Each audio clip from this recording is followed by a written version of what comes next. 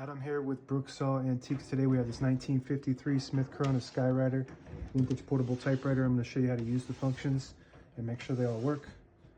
Ultra portable typewriter, super small. We got 3 inches tall, 4 at the top here, and about 12 inches long. And the carriage is about 11 inches. Probably weighs 5 or 6 pounds, maybe 8 pounds or something like that. Up top are the margins. This is your left margin, this is your right margin. Set this around 75, that's about the length of a page, and this is the paper support arm that flips up from the back. And this is the paper bale that sits on top. It's got a scale on it.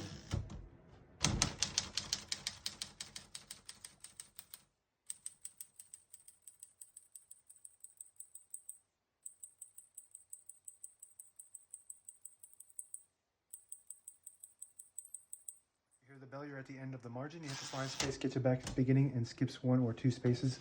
Right now we have it on single, but if you want double, you just flip that switch down. Skips 2. We're going to keep that on single for now and finish typing. As you can see, all the keys type nice and none of them skip or stick. I'll type a sentence on the next line.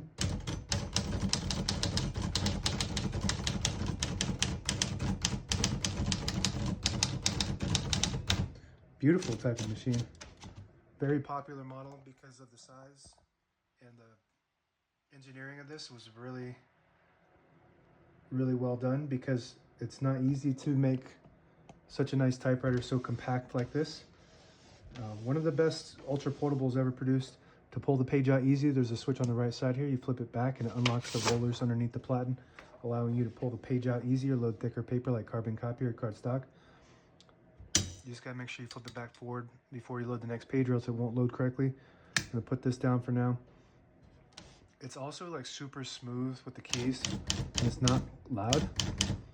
I believe it was very popular back in this time for journalists to carry these around because they're so small and efficient. Shift on each side and a shift lock on the left. To clear that, just hit the shift button again. Backspace on the top right. Works great. MR on the top left. When you get to the end of the margin, there's a mechanism that blocks you from printing. Hit that MR button, it will allow you to go all the way to the end. That works good. And the hood just pops up like this. All the brand new ribbons loaded on the left, so it's pulling to the right if you want to switch that direction. There's a lever on the right side here. You flip that up, and it will pull counterclockwise to the left. You flip it down, it pulls to the right, and that's the direction we want it to go. Touch control in the inner left here. The higher you go, or the higher up you go, the lower the tension is. When you go down, there's more tension, so you do have to hit the keys a little harder for them to print. I had it on high, so that's why I was kind of hitting them a little harder. Carriage release only on the right side of the carriage. Super smooth. This is kind of impressive, the way they designed this thing to be so small yet so just well designed, and just works really good. The sound is really quiet too. Compared to most typewriters, you can actually type with this thing inside with your family home and everything, and they probably won't even hear you in the other room. The last function is underneath the knob, the left knob here. If you flip it up, it disables the spacing so you can get to an exact spot on the page. You flip it down, you get the clicks. Each one of those clicks is 1 space. And that's it. Now available on eBay or Etsy. Search Brooksaw Antiques.